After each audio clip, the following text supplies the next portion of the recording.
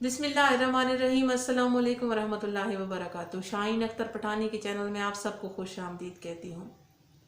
मेरा आज एक सवाल है कि एक दरख्त है और दरख्त को मैं ये चाहती हूँ कि दरख्त का जो तना है वो ना हो, उसकी शाखें हों और वो फैले भी और सरसब्ज रहें और आगे जाएं। क्या ये मुमकिन है? नहीं, बिल्कुल भी ये मुमकिन नहीं है।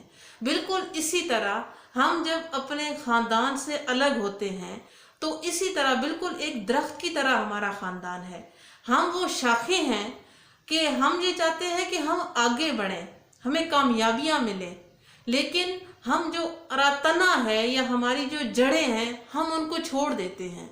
अगर एक दरख्त की आप तने और जड़ों को अलग कर दें और आप कहें कि शाखें आगे बढ़ें तो ये मुमकिन नहीं है।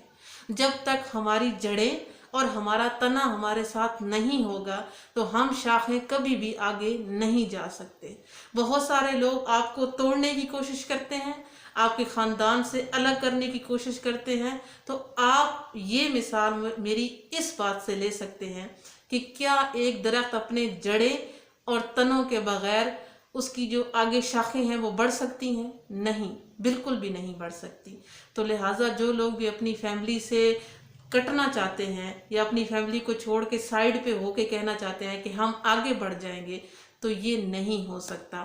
खुदारा अपनी फैमिली को जोड़ के रखिए, क्योंकि जिनकी फैमिलियाँ बिखर जाती हैं ना, उनको बहुत खूब पता होता है कि ख़ानदान से अलग रहना या कट जाना या किसी की बातों में आके आप अपने ख़ानदान से कट गए हैं तो आपके ऊपर क्या गुजरती है मुश्किलात, आप किन हालात का सामना कर रहे होते हैं, ये आपके अलावा कोई और भी नहीं जान सकता।